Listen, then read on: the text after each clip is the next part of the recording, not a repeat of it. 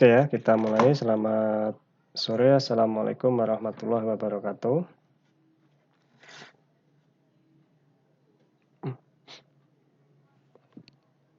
Ini yang masuk di sini baru Mbak Sri Handayani, Mas Kevin, sama Dedi Bagus. Sofia baru masuk, Sofia Fitri. Nanti sambil nunggu yang lainnya ya. Jadi yang kemarin Anda siapkan, udah disiapkan Mbak Sri Handayani? Kok suaranya pelan sekali? Puasa ya? Oke lah, tetap semangat tapi ya. Mas Kevin udah disiapkan?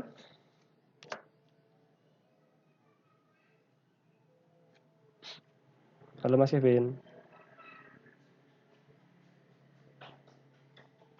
Ya Pak. Udah disiapkan? Udah? Oke. Mas Dedi Bagus?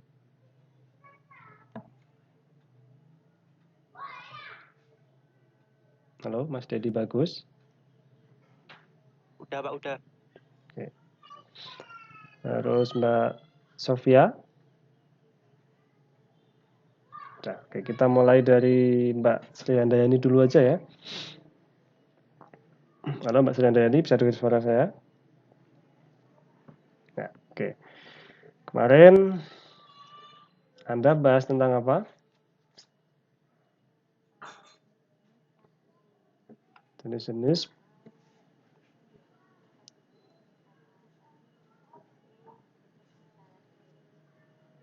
sama proses instalasi Linux.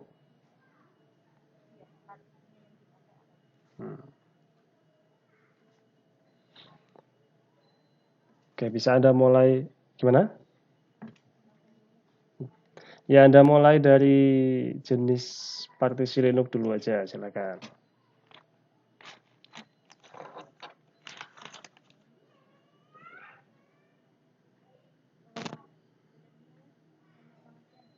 Ya.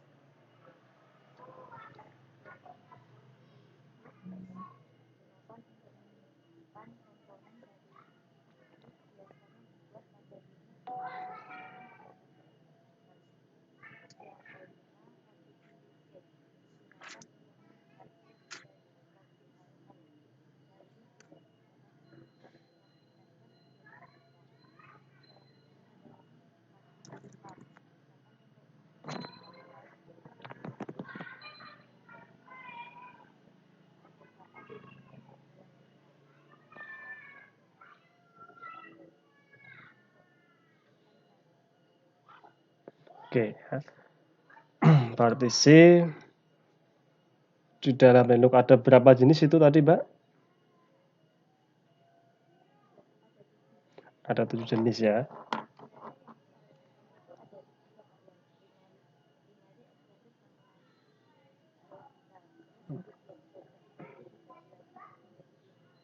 Oke, yang utama ada primary, kemudian ada extended, ada logical, ya.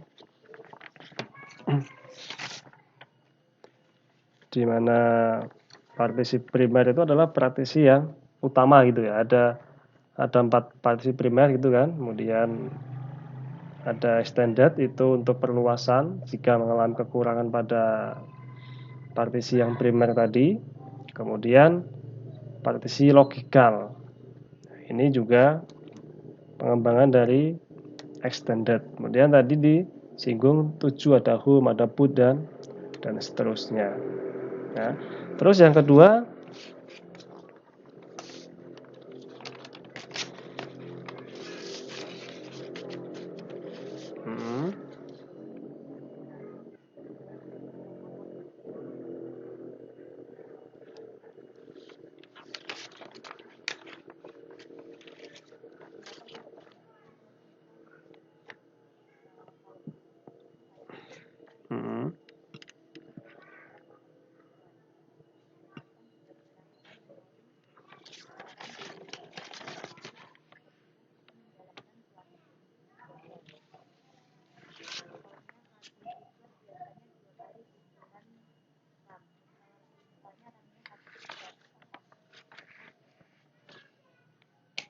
oke, ya.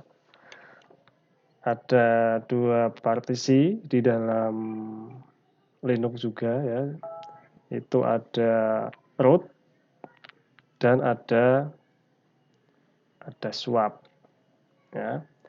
Kalau root itu adalah utama, ya.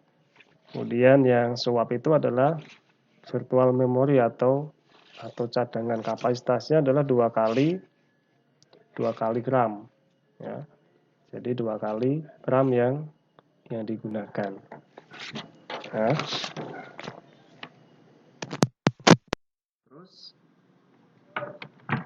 selanjutnya coba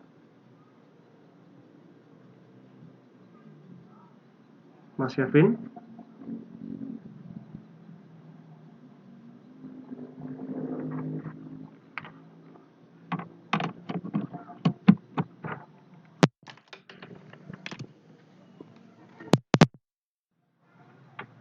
Ya Mas Kevin.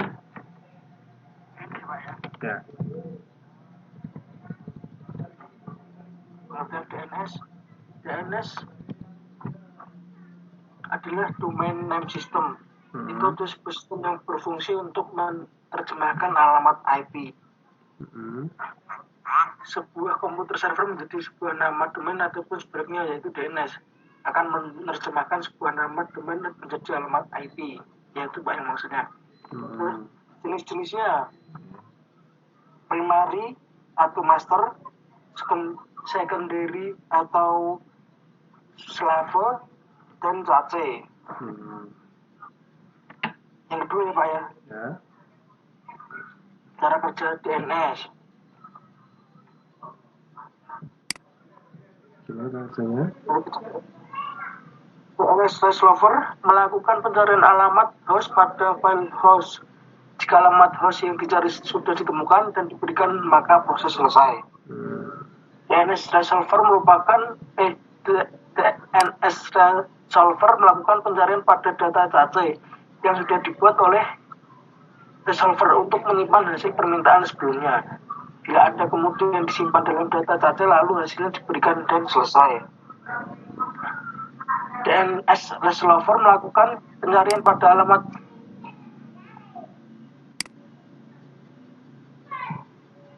server untuk mencari nama domain pada cachenya. Apabila nama domain yang dicari oleh server DNS tidak ditemukan, maka pencarian dilakukan melihat file database atau zones yang dimiliki oleh server. Apabila masih tidak ditemukan pencarian, dilakukan dengan server DNS lain yang masih terkait dengan server yang dimaksud. Jika sudah ditemukan, kemudian disimpan dalam cache, lalu hasilnya diberikan kepada klien. Coba. DNS tadi adalah domain name system ya. Ya.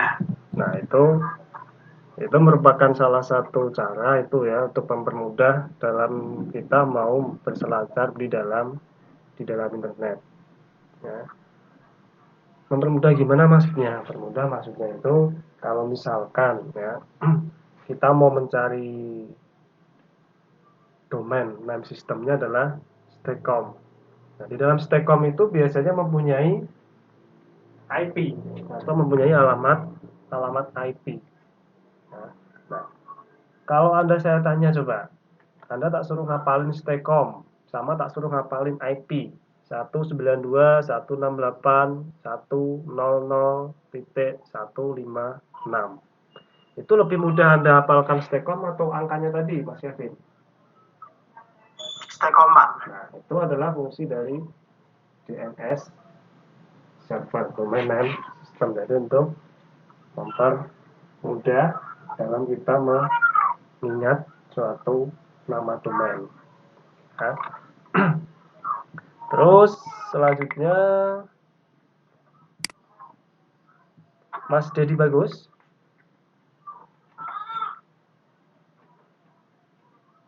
Milik saya Telnet sama DHCP.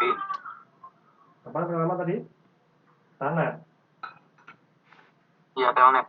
Telnet sama DHCP. Dynamic Host Configuration Protocol. Coba dimulai dari Telnet dulu coba.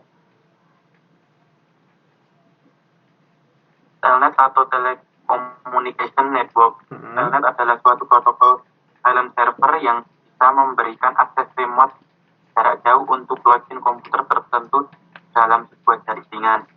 Telnet juga bisa diartikan sebagai virtual atau emulasi terminal yang memakai protokol tersebut untuk tujuan yang sama, yaitu mengakses komputer tujuan secara remote. Telnet biasanya dipakai untuk login ke komputer lain pada internet.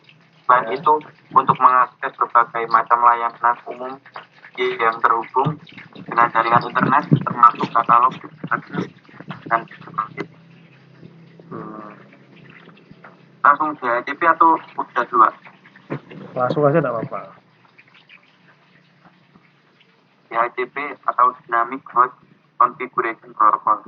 DHCP adalah protokol berbasis arsitektur silent server yang dipakai untuk memudahkan pengalokasian alamat IP dalam suatu jaringan. Sebuah jaringan lokasi yang tidak menggunakan DHCP harus memberikan alamat IP pada semua komputer secara manual. Jika DHCP dipasang di jaringan lokal, maka semua komputer yang tersambung di jaringan akan mendapatkan alamat IP secara otomatis dari server DHCP. Selain alamat IP, banyak parameter jaringan yang dapat diberikan oleh DHCP, seperti default gateway dan DNS server. Oke, itu tentang Telnet dan DHCP. Telnet itu tadi ada sebutkan apa? Telnet adalah apa tadi? Protokol silent server yang memberikan akses remote jarak jauh. Untuk mengakses remote jarak jauh, ya. Itu namanya Telnet. Nah, terus kemudian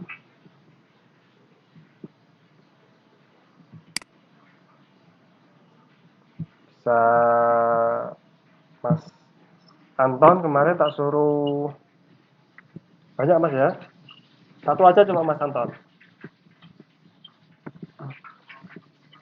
Mas Anton? Iya, Pak. Satu saja coba Anda paparkan coba. Baik, Pak. Oke. Jadi kemarin karena saya ikut usulan kan, Pak tugaskan saya untuk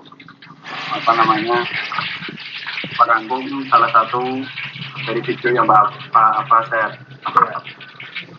di YouTube. Itu tentang di pen sama Zigbee. Yang akan saya paparkan di sini yang ditugaskan untuk yang Zigbee ya, Pak ya. Zigbee merupakan teknologi low data rate, low cost, protokol jaringan tanpa kabel yang ditujukan untuk otomasi dan aplikasi remote control. Zig berasal dari kata zigzag, artinya gerakan, dan bee lebah, sehingga Zigbee berasal dari kata gerakan yang membentuk jaringan seperti lebah. Zigbee tergolong standar keduanya IEEE 802.15 bersama Bluetooth yang dimana standar Bluetooth 802.15.1 dengan kode standar IEEE 802.15.4. Kecepatan maksimalnya 250 kb per second. Jarak maksimal yang dapat ditempuh 10 sampai 70 meter dan menggunakan 3 band frekuensi yaitu 915 MHz yang digunakan di Amerika, 868 MHz yang digunakan di Eropa dan 2,4 GHz yang digunakan di Jepang. Oke. Ya, ZigBee ya. Iya, Pak. ZigBee itu adalah dari kata zigzag dan B adalah lebah. Lebah, ya. Nah, ini kalau saya singgung, ya kan, itu sebenarnya saya belum jelasin tentang ini, tapi ini itu video yang Anda lihat di YouTube. Itu adalah saya pas jelasin tentang Wiki di Stekom Ambarawa, tapi tidak apa-apa ya, berarti sudah bisa belajar duluan. Oke, jadi tadi ada di Amerika, di Eropa dan di Jepang. Tadi 2,4 GHz. Nah, yang kedua, udah itu aja ya kalau salah ya. Iya Pak. Sekarang coba Mbak Sofia coba. Halo Mbak Sofia.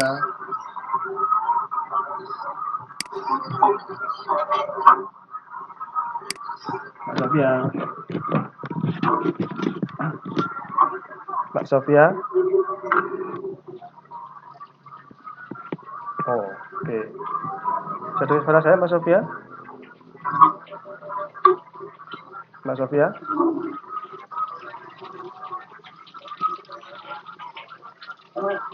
Halo Mbak Sofia?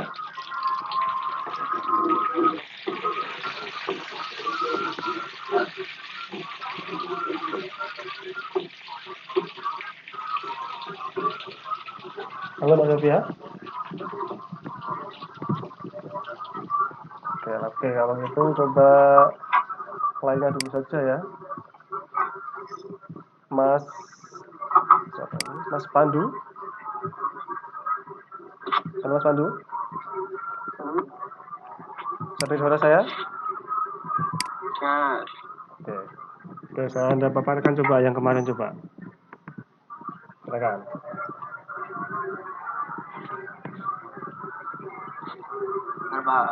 Oke. Satu dulu ya.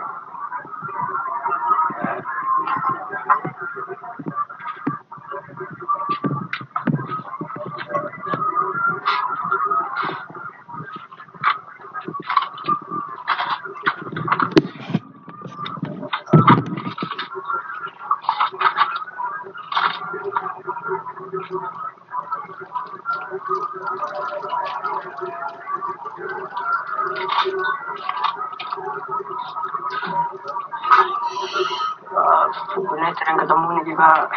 Gimana? Bukunya belum ketemu, bentar Pak. Oh ya udah, ganti nanti ya. Nanti kalau udah ketemu bilang ya. Mbak Sofia, bisa dengar saya Mbak Sofia? Pandu. Gak apa-apa ya. Oh, tapi. Mas Andre Karim? Ya Pak. Udah disiapin belum? Udah, oke silakan. Yang pertama, jelaskan pengertian dari Debian. Debian adalah sistem operasi bebas yang dikembangkan secara terbuka oleh banyak programmer sukarela yang tergabung dalam proyek Debian. Sistem operasi Debian yang menggunakan kernel Linux yang merupakan salah satu distro Linux yang populer dengan kestabilannya. Rata-rata distro turunan Debian adalah distro yang paling banyak digunakan di dunia seperti Ubuntu, Linux Mint, Backtrack, dan Knoppix. Ya Pak. Nah, sejarahnya ada enggak? Belum ada. Gimana Pak? Sejarahnya ada enggak? Sejarahnya enggak ada Pak. Oke, cuma penjelasannya aja. Oke, saya singgung ya. Jadi Debian itu merupakan kernel dari Linux ya Mas Andre ya. Ya. Nah itu merupakan open source, jadi siapa saja bisa mengembangkan, boleh mengembangkan. Nah, kemudian sejarahnya saya singgung sedikit ya. Itu ditemukan oleh Ian Murdoch ya pada Agustus 93 ya. Jadi nama Debian itu sendiri diambil dari kata Ian dan Debra. Debra itu adalah kekasihnya. Maka jadilah Debian ya. Deb itu dari Debra, disingkat DEB, Deb. Kemudian Ian itu adalah Ian Murdoch tadi. Ya, jadi jadilah Debian. Terus yang kedua Mas silakan. Kedua, jelaskan fungsi DHCP. Dynamic Host Configuration Protocol merupakan protokol jaringan secara otomatis menginformasikan IP atau TCP kepada komputer klien. DHCP berfungsi untuk pengiriman secara cepat konfigurasi jaringan klien ketika konfirmasi sistem klien. Administrator dapat memilih DHCP dan tidak harus memasukkan IP address, netmask, dan gateway atau DNS server klien, DNS server. Klien memperoleh informasi dari server DHCP. Selain itu, jika sebuah laptop atau jenis mobil komputer yang lain dikonfigurasikan untuk DHCP, maka dapat dipindahkan dari kantor ke kantor yang lain tanpa mengkonfigurasikan kembali selama masing-masing kantor memiliki server DHCP yang memungkinkan komputer tersebut ke jaringan. Sudah? Ya, Pak. DHCP ya. Dynamic Host Control Protocol ya. Itu merupakan tadi yang terakhir adalah walaupun pindah ke suatu perusahaan tidak masalah, yang jelas harus ada DHCP servernya ya. Terus kemudian yang belum siapa ini ya? Yang belum Saya, Pak. siapa ini? Saya, Pak. Cahyo, nggak ada namanya. Loh, nggak ada, Pak. Nggak ada. Oh, ya udah, maaf, Pak. Namanya Cicel. Sitser namamu ya? Ya Mas Cahyo ya? Ya udah, Pak. Maaf, Pak. Maaf. Oke. Belum panggilan. Oke, silakan Mas Mendengar. Cahyo coba. Ya. Benar, Pak. Ya. Fungsi, saya menjelaskan tentang fungsi boot power, on next, dan boot power, dan boot frozen. Oke. Saya akan menjelaskan satu, yaitu boot power on next. Itu untuk menonaktifkan deep freeze setelah jumlah restart yang dipilih. Dan boot power untuk menonaktifkan deep freeze selama deep freeze diaktifkan kembali. Yang terakhir, boot frozen untuk mengaktifkan deep freeze. Udah, Pak? Udah. Nomor dua Udah itu aja, saya singgung dulu ya. Oh, iya. Tadi ada bot tot dan bot frozen. Bot tot kontaknya belum dijelasin ya? Belum, Pak. Oke, saya singgung apa. Tadi bot tot tadi untuk mematikan the freeze ya. Oh iya. Mematikan the freeze itu selamanya. Ya. Tapi kalau bot tot on next ya, itu Anda bisa atur on-nya itu berapa kali. Kalau on-nya nanti sekali, berarti cuma mematikan the freeze selama sekali restart. Ya. Kalau 2 kali, ya berarti mematikan the freeze selama dua kali komputer di restart atau dimatikan. Ya. Terus buat frozen, ya, itu untuk mengaktifkan the freeze. Oke.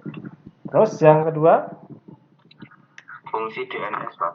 oke silakan. Fungsi DNS adalah sebagai sebuah database server yang menyimpan alamat IP yang digunakan untuk penanaman sebuah hostname. Jadi ketika Anda mengetik halaman pada internet, maka DNS server akan menerjemahkan ke alamat IP dan menghubungkan pada layar pencarian. Sudah? Oke, Mas Kevin sama dengan punya Anda tadi ini ya, bersama ya. Jadi DNS server itu untuk memudahkan kita dalam mencari suatu alamat domain ya, misalkan stcom tadi saya singgung ya. Ya, jadi memudahkan kita karena nama manusia itu lebih mudah mengingat huruf daripada mengingat suatu angka. Oke, yang belum lagi siapa ini? Mas Padu dah. Oh, Mas Mbak Sophia. Oke, silakan Mbak Sophia. Yang pertama, apa itu virtual host? Virtual host adalah host buatan atau simulasi host pada server localhost atau Apache. Kita dapat membuat host buatan untuk sebuah simulasi dengan lebih dari satu domain yang dapat disimpan di direktori C. Contohnya, host server default biasanya http://localhost/latihan1 contohnya. Kemudian untuk host server yang ingin dibuat http://latihan1.com. Jadi hampir sama, cuman ini sebagai simulasi saja gitu. Ya, oke. Yang kedua, apa yang dilakukan resolver sebelum terhubung dengan komputer tujuan atau DNS. Jadi resolver pertama mengirimkan queries ke nama server, kemudian nama server mengecek ke local database atau menghubungi nama server lain. Nah, jika ditemukan akan diberitahukan ke resolver. Jika tidak, akan diberitahukan failure message. Kemudian resolver akan menghubungi host yang dituju dan menggunakan IP address yang diberikan oleh name server. sudah. Sudah. Server tadi ya sama virtual host. Virtual host tadi adalah untuk simulasi. Jadi contohnya kalau biasanya ini saya singgung ya Mbak Sophia, saya coba nambahi ya. Jadi kalau biasanya http://localhost bla bla bla bla, dengan menggunakan virtual host di sini kita tidak usah menggunakan localhost, tapi langsung http://garis miring atau // latihan 1 atau latihan 2, latihan 3. Nah, itu untuk memudahkan kita dalam membuat suatu server aplikasi, tapi terbatas sebagai simulasi ya. Latihan1.com, latihan2.com itu bisa digunakan di dalam virtual host ini. Terus yang terakhir Mas Pandu ya, sudah ketemu? Pak. Oke, silakan.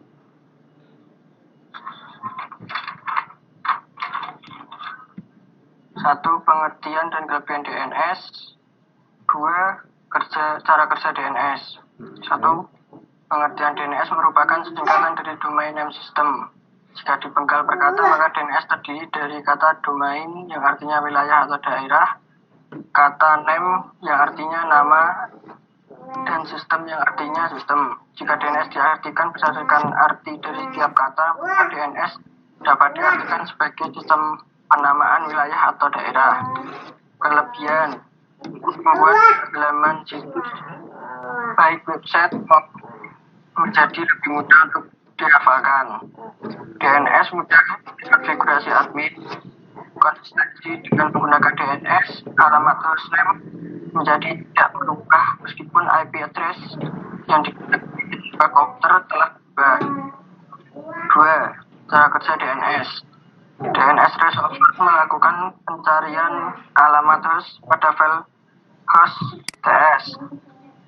Jika alamat host yang dicari sudah ditemukan dan diberikan, maka proses selesai. Dua, DNS resolver melakukan pencarian pada data cache yang sudah dibuat oleh resolver untuk menyimpan hasil permintaan sebelumnya. Bila ada, kemudian disimpan dalam data cache, lalu hasilnya diberikan dan selesai. DNS resolver melakukan pencarian pada alamat server DNS pertama yang telah ditentukan oleh pengguna. Server DNS ditugaskan untuk mencari nama domain pada jasnya. Apabila nama domain yang dicari server DNS tidak ditemukan, maka pencarian dilakukan dengan melihat file database yang dimiliki server. Terakhir, apabila masih ada ditemukan, pencarian masih tidak ditemukan, pencarian dilakukan dengan menghubungi server DNS lain yang masih terkait dengan server yang dimaksud. Jika sudah ditemukan, disimpan dalam cache, lalu hasilnya diberikan ke klien. Sampun, Mbak. Oke, terima kasih Mas Pandu. Ini baru masuk Mas Edi Nugraha. Halo Mas Edi, selamat sore Mas Edi. Sudah. Oke, terima kasih ini Mas. Oke, terima kasih Mas Pandu ya.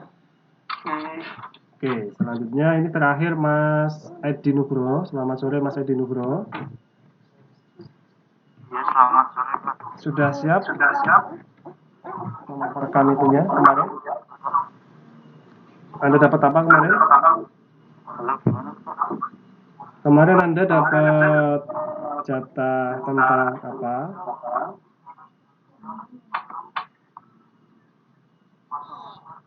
Halo? Suaranya putus. Bentar. Coba ini.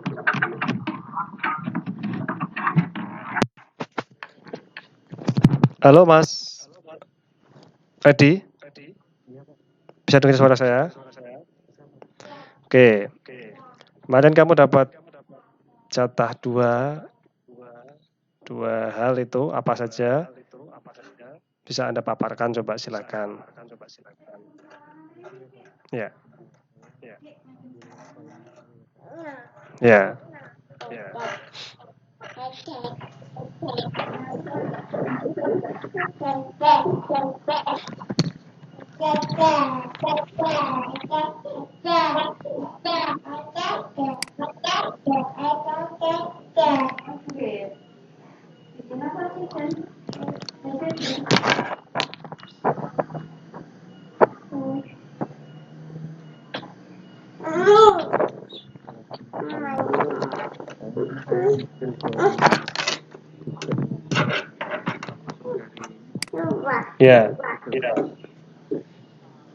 Silakan.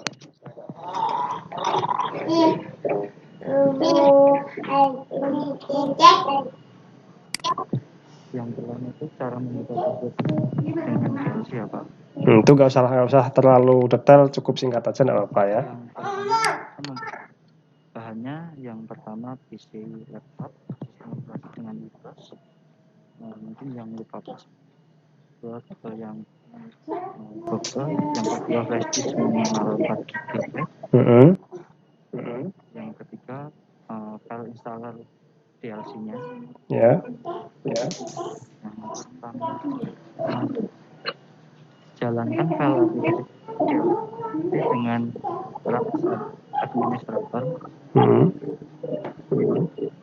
Klik yes untuk melanjutkan. Setelah itu aplikasi DLC itu akan terbuka. Nah, di taskbar itu akan ada icon flash disk. Itu diklik, nanti itu akan muncul untuk instalasi tabel untuk DLC-nya. Terus udah. Nah, lalu setelah itu matikan, kita booting ulang di Windows lah. Oke. Itu ulang Windows terus. Kalau kita ubah dulu bootlegnya ke dari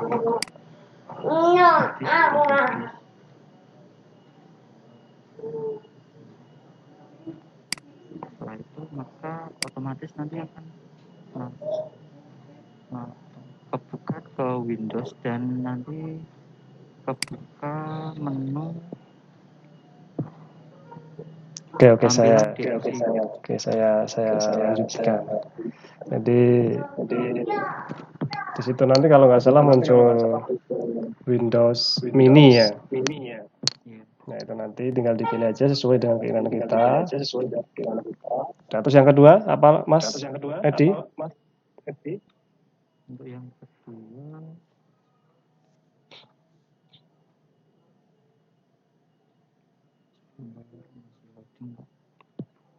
untuk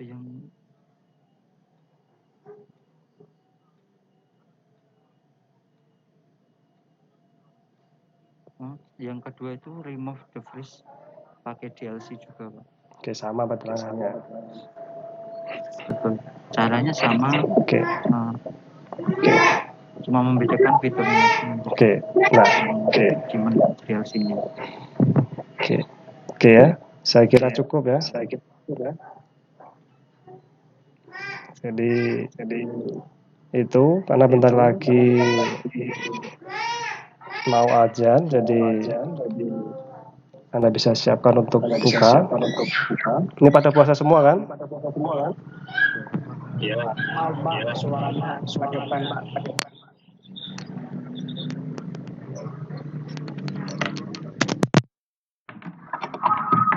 Oke lah ya. Saya tutup dulu ya. Ya, sekian dari saya. Selamat sore menjelang malam dan selamat menanti berbuka puasa. Assalamualaikum warahmatullahi wabarakatuh.